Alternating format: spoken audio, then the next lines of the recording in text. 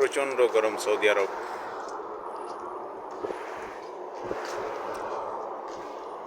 এ তো এখন বাজে 11:42। এখন শুধু তাপমাত্রা বাড়বে আর বাড়বে এইভাবে।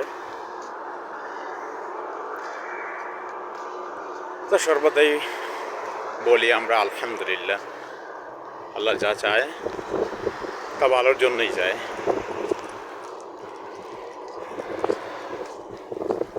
মরুর দেশ সৌদি আরব, আর এই সৌদি আরবে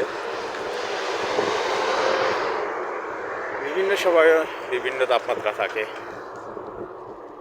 আলহামদুলিল্লাহ।